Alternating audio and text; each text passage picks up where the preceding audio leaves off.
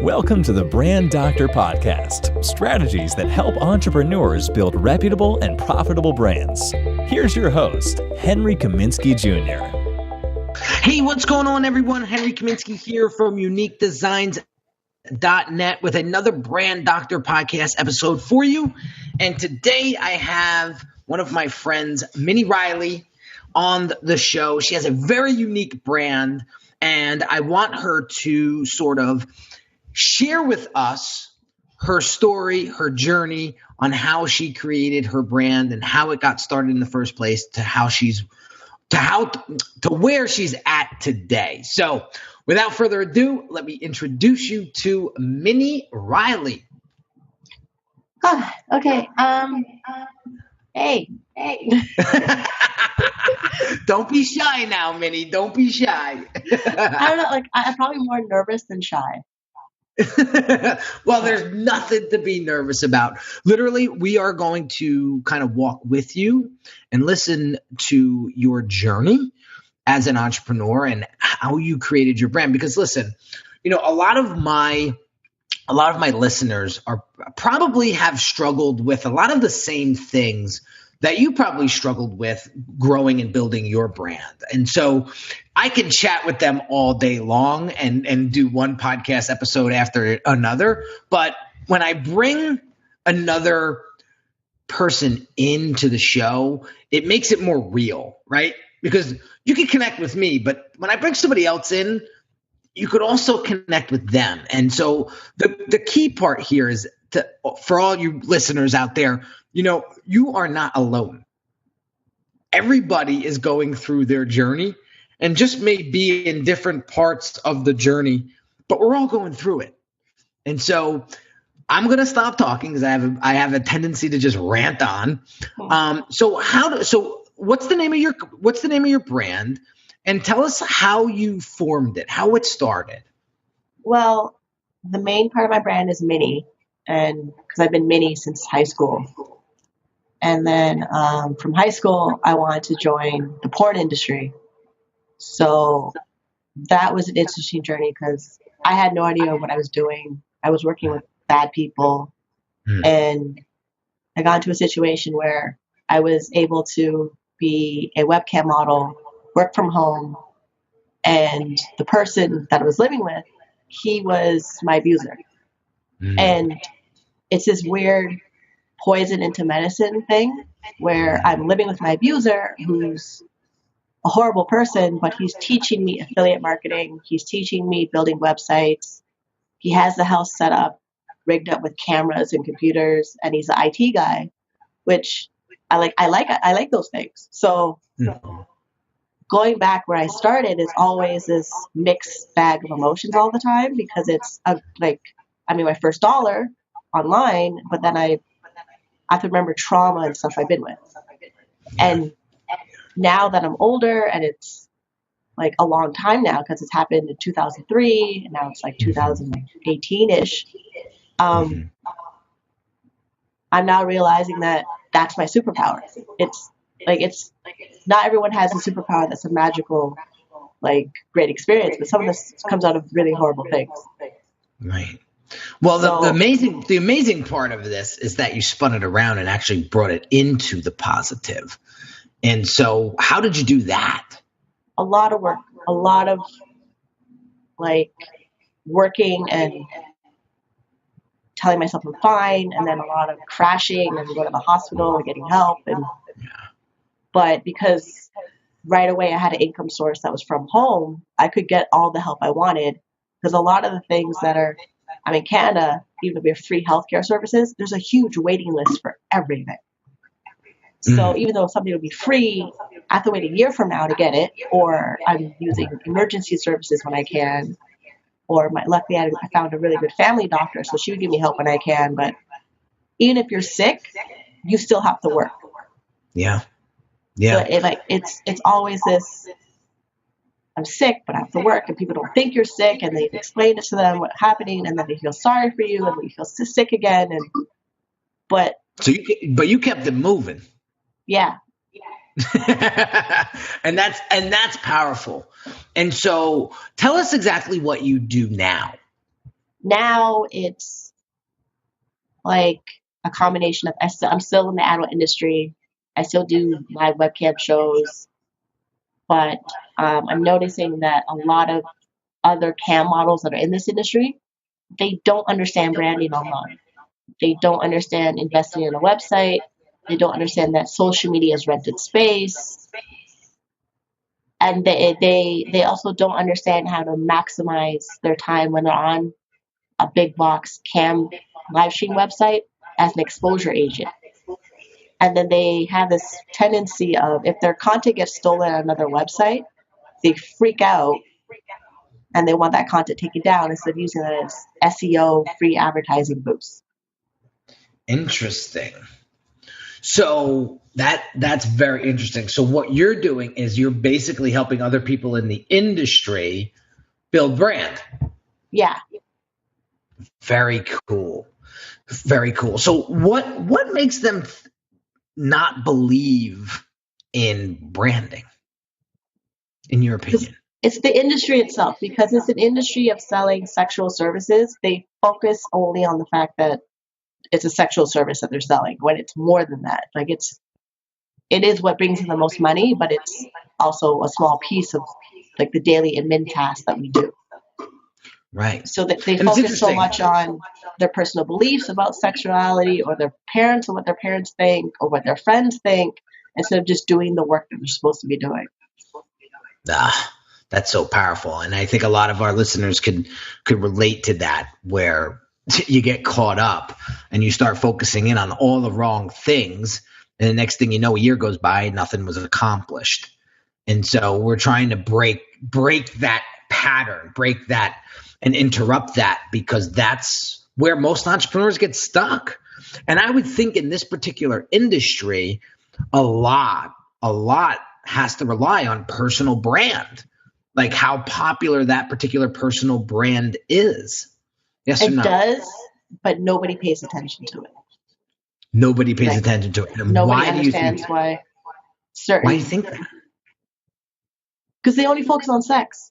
They focus on the most like superficial thing out of the whole thing, instead of that we're celebrities, or we're influencers, or we have opinions about politics and skydiving and stuff. Like, they don't realize we have layers of being a person. Yeah. So that's interesting. So let's get back to you for a second. So you've had a pretty traumatic start to your entrepreneurial career. We don't need to get into that in detail, but the way that you persevered, and you said you did a lot of self-talk and a lot of self-development, and you persevered and you stayed consistent, and now you're helping other folks in the industry. You know, how many times have you said to yourself, I want to just throw in the towel and be done with this? A lot recently. And tell us why recently. So 2013, I had burnout, where I was just exhausted of the work I was doing because it wasn't fulfilling. It was a lot of chasing money coming in very quickly, and I didn't see the point of the money I was getting. I see. Even sometimes now, I'll get a commission sale. I get excited for like 3 minutes, and then it's gone. Yep. And like other people making money online is so foreign to them. They think they won a lottery, but like if it happens over and over again for like more than 5 years or so, you just need to keep moving. Like it's this constant thing of, this is your work, just keep doing your work. Because if you're at a job and you made your sales quota, your boss would just tell you just go back on the phones. Yep. Like it's like, but somehow we're home and we think that things should become this relaxed environment of dishes, chores, and watching TV shows. Yeah. And it's not. Like, it's far from it. Let me get back to this point for a second, because this is going to be the topic of today's conversation. And it's really not about the money, is it, for you? And which is very admirable. I know a lot of money-driven people. When I first started my career, I was extremely money-driven. And And I think it's important for our audience to hear that from you, because this is a very lucrative industry to be in, right? My question is, what is fulfilling for you? It's becoming like, so when I get like certain material items, I need to be able to do more. So I have a big extended family. They all have a lot of kids. So because I'm the auntie, I get to spoil them, which is nice. And then travel, and then like volunteering. So like there's my time, spending time with like people and organizations I want to be involved in are more important. Got it. So I can always make money. Like it's making money is not my like I need to do. Yeah. What is your need to do? My need to do is more of like helping people a lot more. And then because I also have an annoying self-esteem issue where I don't recognize that I'm able to help somebody. To the point where one of my mentors, she would literally stop me and remind me what happened in that moment and then get me to say thank you. Like she would literally physically grab me and say, like, this just happened. How do you feel? Because I would dismiss even like being nice to somebody. Yeah, I mean, listen, you got to remember those little miracle moments. I think those miracle moments are what drives us to the next day. And I have a brand new 10-week-old son, and he's starting to make me realize, which Minnie got a chance to see for a hot second right before this podcast episode. He was wailing. And my wife just had to step out for a moment, but when she got back, we were able to continue the show. So anyway, it makes me realize how important those little moments are, and how important time is, and how invaluable time is in your life. And if you, I don't know how old you are, but we're only on this earth for like 2 minutes if you look at the big picture, right? And if you're not paying attention to the little mini miracle moments that happen every single day, whether it's that person at Starbucks, that winks at you as you're leaving, or gives you a smile, or this podcast episode that we're doing today, where you're now being able to influence thousands of people that listen to it on a daily basis. That's powerful stuff, man. And so, I had no idea of your backstory, which is why I love doing these podcast episodes the way that I do them, because it's so raw, it's so new, it's so like real and live and just off the cuff. And you don't know it, but you're impacting a tremendous amount of people, because you know what? You're not the only one that started their entrepreneurial career on the rough side of things. You know what I mean? And that is inspiring. You are inspiring thousands of people, because here you are. That happened you started your career in 2003. It's now 2018, right? Look how far you've come. You have. And that's super powerful. And I want our listeners to understand that there's no exit to freedom, financial freedom, entrepreneurial freedom, and there's no easy way of getting there. You got to enjoy the journey. You got to be obsessed with the process, and you just have to understand that there is a destination I'm pointing out my window, but there's a destination to reach, but it's really never reached. And that's something that I learned recently at one of these conferences that I was at, and Simon Sinek was there, and Gary Vaynerchuk was speaking, and they were like, listen, entrepreneurship is really a never-ending journey. So just get used to the travel, get used to the process, get used to the experience and the travel and the journey, and just try to make yourself better every single day. So anyway, I did a lot of talking. I want to take it back to you, Min. So let's talk about some of the things that you may be struggling with like right now. right now, currently with your business? Because it's an online business, correct? Yeah. All right. So what are some of the things that you're struggling with right now? Because I took a hiatus and because of I was burnt out. I thought I hated my job. I thought I was doing something else. Then I went to school thinking school is going to give me another opportunity when all the courses I was taking to school got me right back to where I was before, which was I took personality tests, career exploration, life skill courses, all these general college courses. And then even at college, people recognized me for my stuff online. So, and the funny thing is they didn't want to come to me and talk about it. They when I started talking about it, they felt they could talk about it.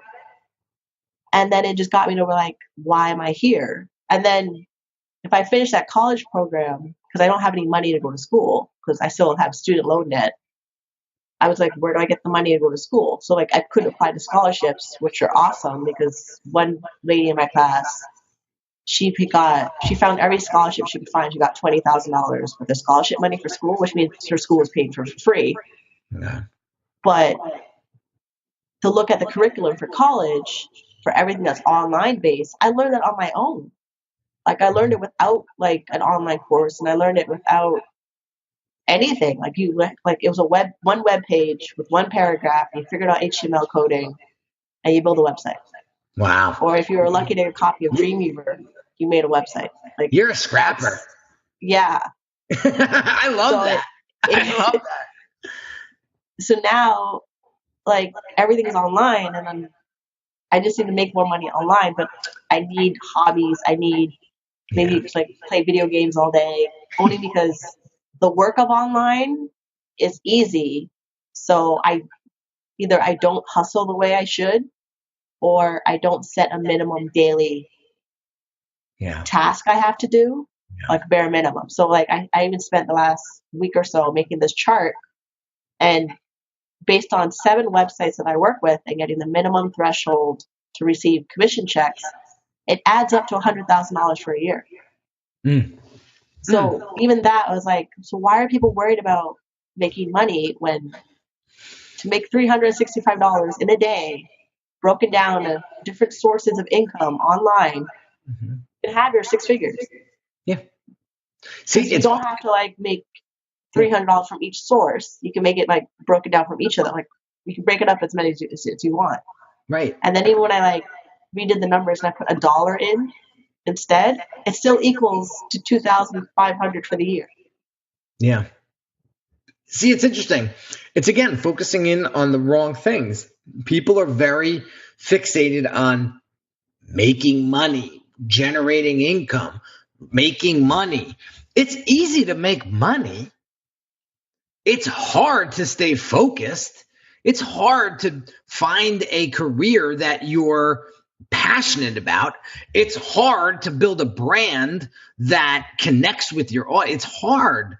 All that stuff. It's all the little things get in the middle that get in the way are just nonsense, really. If you think of it, it's really nonsense. There's really nothing hard about making money. There's plenty of money out there to be made. I don't care what type of economic crisis is going on where you live.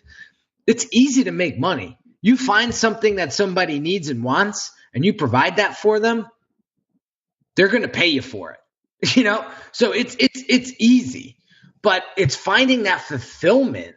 And it sounds like that's what you're struggling with a little bit now, is finding that fulfillment that will help you do what you love to do, which is helping people, but really spending that time with your nieces and nephews and family and doing the things that you love to do, and finding that mechanism that can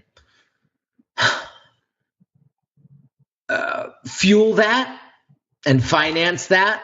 It sounds to me that seems to be your case. And listen, you're not alone. I mean, it's so people build businesses all the time, and they're not quite sure if they love it or not, but they're making money, right? Yeah, and that's one thing of it. And then the other thing is, not all my family I want to spend time with. Okay.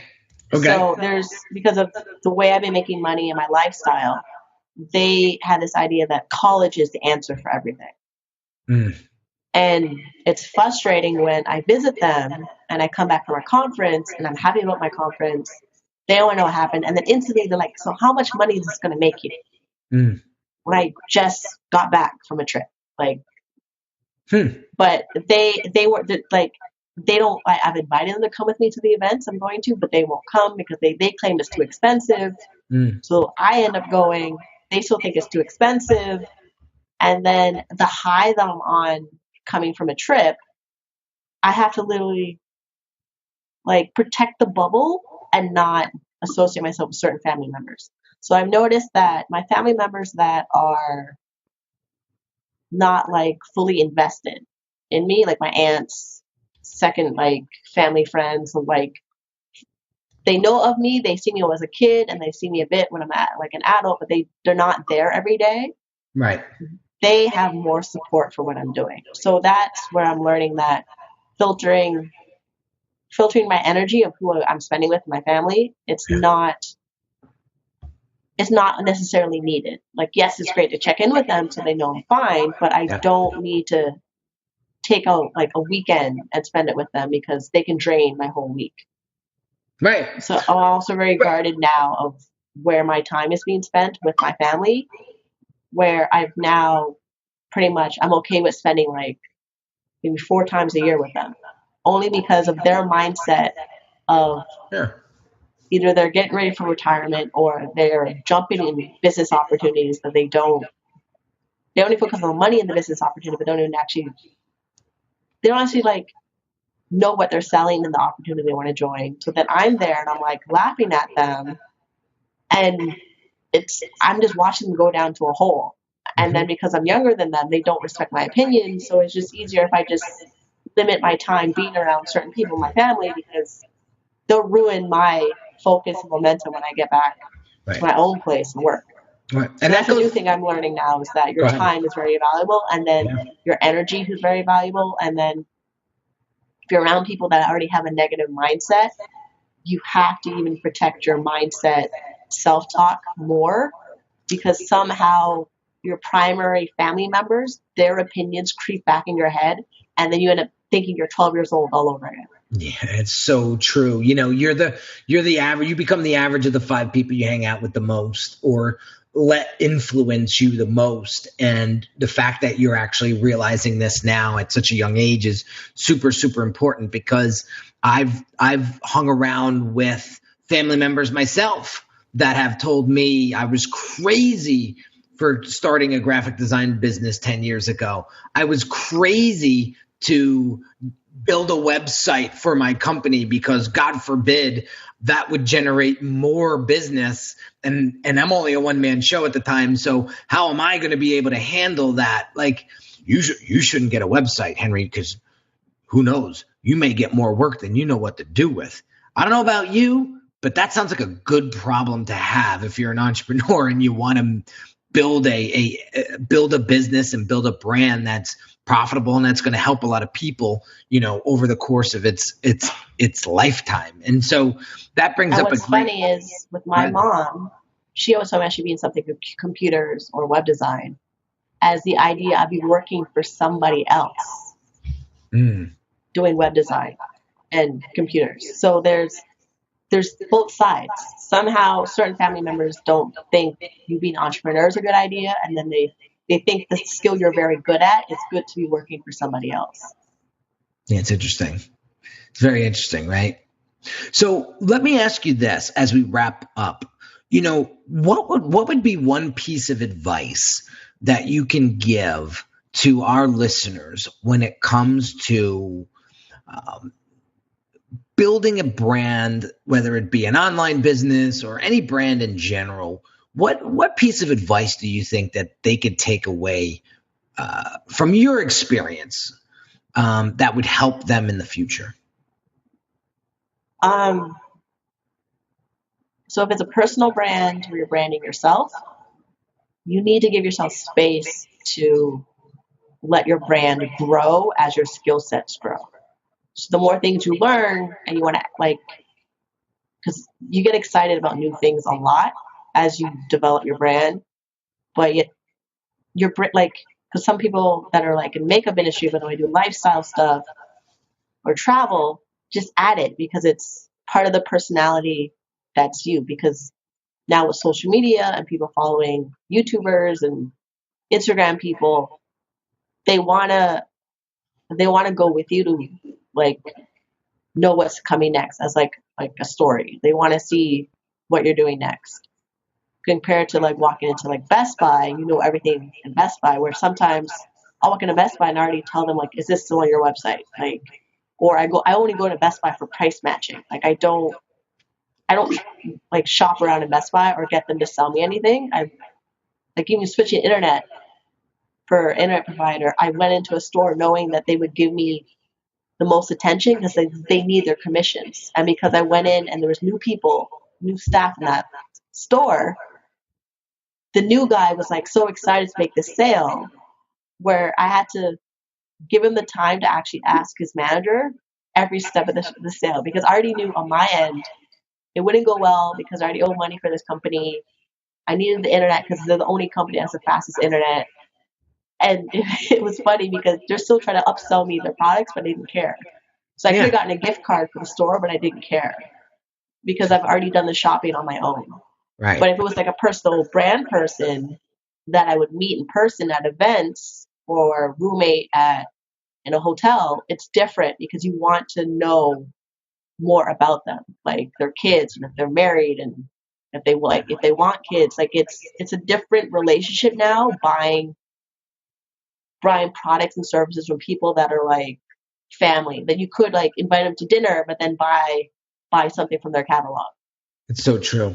And that, I mean, basically what you said was it all comes down to relationships and how genuine those relationships are.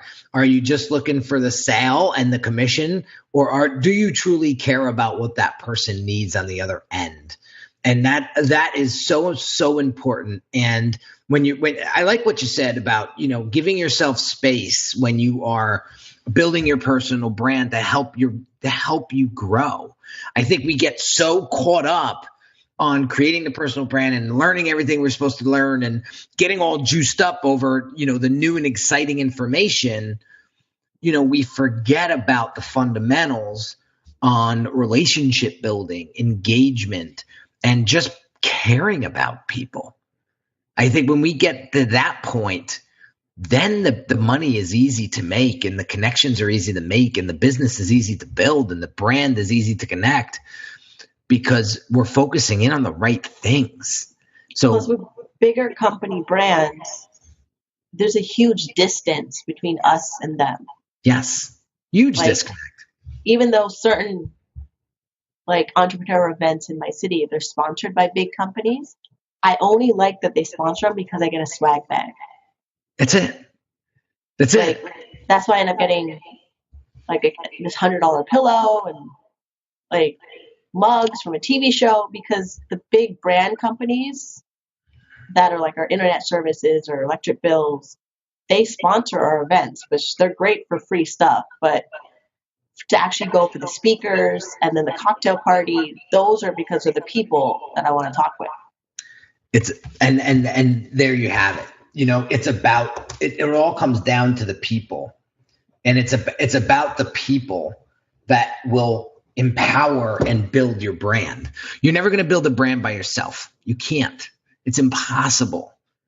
Without people, without attention, you're never going to be able to build a brand. And so you have to remember that as you're going through your journey, that you need people. You need people if you want to survive in 2017 and 18 and beyond. And your brand is a living organism. And if it doesn't have interaction, if it doesn't have the right nutrients coming into it, if it doesn't surround itself with the right people, it's not going to be a brand for much longer.